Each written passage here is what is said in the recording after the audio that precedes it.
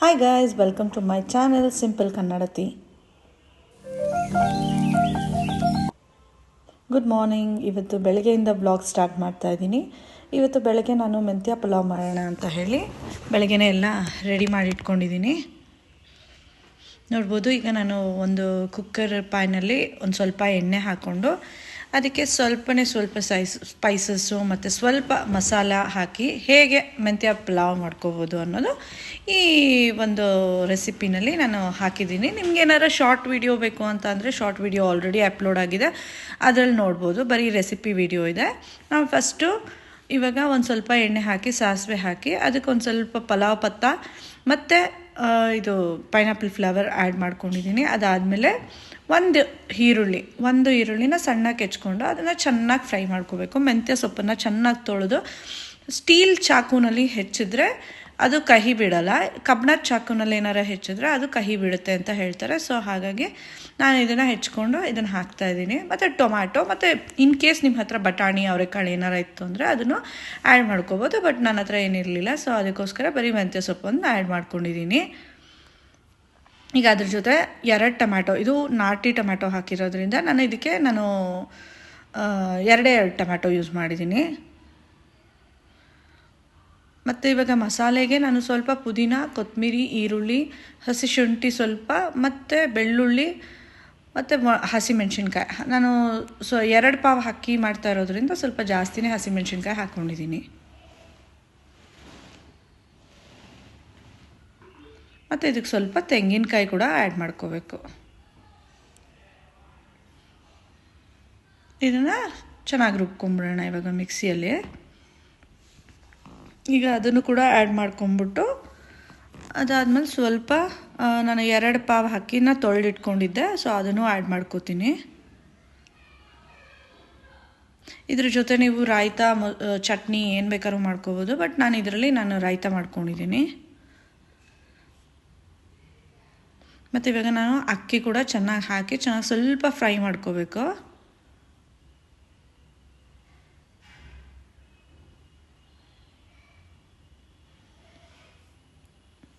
ಈಗ ನಾನು 2 ಪಾವ್ ಅಕ್ಕಿ ಹಾಕಿರೋದ್ರಿಂದ ನಾನು 6 ಗ್ಲಾಸ್ ನೀರು ಹಾಕ್ತಾಯಿದ್ದೀನಿ.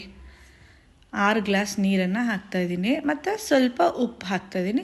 ನಿಂಬೆಹಣ್ಣು ಇನ್ ಕೇಸ್ ನೀವೇನಾರ ಫಾರಮ್ ಟೊಮ್ಯಾಟೊ ಹಾಕಿದ್ದಿದ್ರೆ ನಿಂಬೆಹಣ್ಣು ಹಾಕೋಬೇಕು, ಉದ್ರಾಗುತ್ತೆ. ಬಟ್ ಇದು ಆಲ್ರೆಡಿ ನಾನು ನಾಟಿ ಟೊಮ್ಯಾಟೊ ಹಾಕಿರೋದ್ರಿಂದ ನಾನು ನಿಂಬೆಹಣ್ಣು ಏನು ಆ್ಯಡ್ ಮಾಡಿಲ್ಲ. ಈಗ ಸ್ವಲ್ಪ ರುಚಿಗೆ ತಕ್ಕಷ್ಟು ಉಪ್ಪು ಮತ್ತು ಇದು ಸ್ವಲ್ಪ ಒಂದು ಕುದಿ ಬರಬೇಕು. ಅದಾದಮೇಲೆ ಲಿಡ್ ಕ್ಲೋಸ್ ಮಾಡಿ 2 ವಿಸಿಲ್ ತೊಗೊಂಡ್ರೆ ಸಾಕು. ಈಗ ಚೆನ್ನಾಗಿ ಇದು ಕುದಿ ಹತ್ಕೊಂಡಿದೆ. ಈಗ ನಾನು ಇದನ್ನು ಲಿಡ್ ಕ್ಲೋಸ್ ಮಾಡಿ 2 ವಿಸಿಲ್ ತೊಗೋತೀನಿ. ಮತ್ತು ಇದಾದಮೇಲೆ ನಾನು ಸ್ವಲ್ಪ ಲಾಸ್ಟ್ ವೀಡಿಯೋನಲ್ಲಿ ನಾನು ನನ್ನ ಮಗಳ ವಾರ್ಡ್ರೋಬ್ನ ಕ್ಲೀನ್ ಮಾಡಿದ್ದೆ. ಈ ವಿಡಿಯೋದಲ್ಲಿ ಇವಾಗ ನನ್ನ ವಾರ್ಡ್ರೋಬ್ ಹೇಗೆ ನಾನು ಕ್ಲೀನ್ ಮಾಡ್ಕೋತೀನಿ ಅನ್ನೋದನ್ನು ನೀವು ನೋಡ್ಬೋದು. ಬಟ್ ಈ ವಿಡಿಯೋದಲ್ಲಿ ತುಂಬ ಫಾಸ್ಟ್ ಫಾರ್ವರ್ಡಲ್ಲಿ ನಾವು ಇಟ್ಟಿದ್ದೀವಿ, ಬಟ್ ಅಷ್ಟು ಫಾಸ್ಟಾಗಿ ಆಗಿಲ್ಲ ಹೇಳಬೇಕಂತಂದರೆ. ನೋಡ್ಬೋದು, ತುಂಬಾ ಚೆನ್ನಾಗಿ ಬಂದಿತ್ತು ಉದುರಾಗಿ ಪುಲಾವು.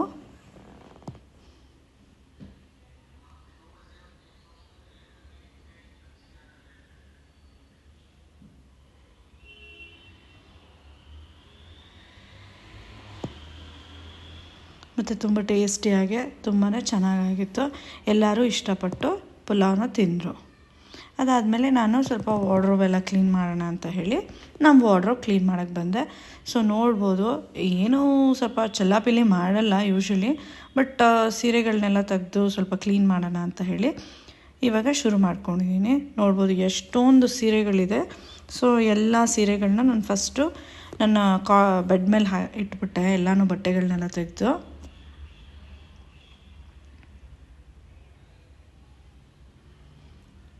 ಇದು ನನ್ನ ಹಸ್ಬೆಂಡ್ ವಾರ್ಡ್ರೋಬು, ಅದು ಕೂಡ ನಾನು ಎಲ್ಲ ಕ್ಲೀನ್ ಮಾಡ್ಕೊಂಡು ಬರ್ತಾಯಿದ್ದೀನಿ. 2 ವಾರ್ಡ್ರೋಬ್ 2 ಸೈಡನ್ನು ನೀಟಾಗಿ ಕ್ಲೀನ್ ಮಾಡ್ಕೊಳ್ಳೋಣ ಅಂತ ಹೇಳಿ ಫಸ್ಟ್ ಎಲ್ಲ ಡಸ್ಟಿಂಗ್ ಮಾಡಿಕೊಂಡು ಒಂದು ಸಣ್ಣ ವ್ಯಾಕ್ಯೂಮ್ ಕ್ಲೀನರಿಂದ ಎಲ್ಲ ಡಸ್ಟಿಂಗ್ ಮಾಡಿಕೊಂಡು ಸೇಮ್ ಲಾಸ್ಟ್ ಟೈಮ್ ನಾನು ಹೇಗೆ ಮಾಡಿದ್ನೋ ಹೋಮ್ ಮೇಡ್ ಸೊಲ್ಯೂಷನಿಂದಲೇ ಈ ವಾರ್ಡ್ರೋಬ್ಸ್ನು ಕ್ಲೀನ್ ಮಾಡ್ಕೋತೀನಿ. ಈ ಥರ ಕ್ಲೀನ್ ಮಾಡ್ಕೊಳ್ಳೋದ್ರಿಂದ ಬಟ್ಟೆಗಳು ನೀಟಾಗೇ ಇರುತ್ತೆ, ಯಾವಾಗೂ ಚಲಾಪಿಲಿ ಆಗಿರಲ್ಲ, ಕ್ಲೀನಾಗಿ ಆರ್ಗನೈಸ್ಡಾಗಿ ಕಾಣುತ್ತೆ. ಇನ್ ಕೇಸ್ ನಾವು ಕಬೋರ್ಡ್ ತೆಗೆದಾಗ ತುಂಬಾ ಚೆನ್ನಾಗಿ ಕಾಣಿಸುತ್ತೆ.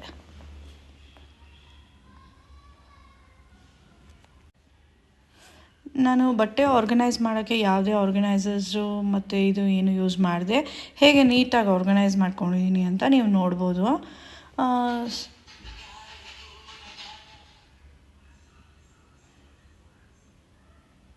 ನ್ಯೂಸ್ ಪೇಪರ್ ಹಾಕೋ ಉದ್ದೇಶ ಅಂತಂದರೆ, ಇನ್ ಕೇಸ್ ನಮಗೆ ಸ್ವಲ್ಪ ದಿನ ಆದಮೇಲೆ ಚೇಂಜ್ ಮಾಡಬೇಕು ಅಂತಂದರೆ ಲೈನರ್ಸ್ ಅಂತ ಎಲ್ಲ ಹಾಕಿದಾಗ ಒರೆಸ್ಬೇಕಾಗತ್ತೆ. ಅದನ್ನು ಕೂಡ ಇದನ್ನು ಹಾಕೋದ್ರಿಂದ ನಮಗೆ ಒರೆಸೋ ಅವಶ್ಯಕತೆ ಇರಲ್ಲ. ಸೊ ಹಾಗಾಗಿ ನಾನು ನ್ಯೂಸ್ ಪೇಪರ್ನೇ ಪ್ರಿಫರ್ ಮಾಡ್ತೀನಿ.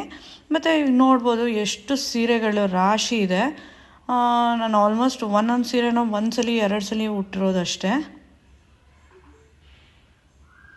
ಇನ್ ಕೇಸ್ ಏನಾರ ನಿಮಗೆ ಸೀರೆದು ಏನಾರ ಡೀಟೇಲ್ಡ್ ವ್ಲಾಗ್ ಬೇಕು ಅಂತ ಅಂದರೆ, ಸೀರೆ ಕಲೆಕ್ಷನ್ಸ್ದು ನನಗೆ ಕಮೆಂಟ್ ಸೆಕ್ಷನಲ್ಲಿ ಕಮೆಂಟ್ ಮಾಡಿ. ನಾನು ಸೀರೆಗಳನ್ನೆಲ್ಲ ನಾನು ಒಂದು ವ್ಲಾಗ್ ಥರ ಮಾಡಿ ಹಾಕ್ತೀನಿ.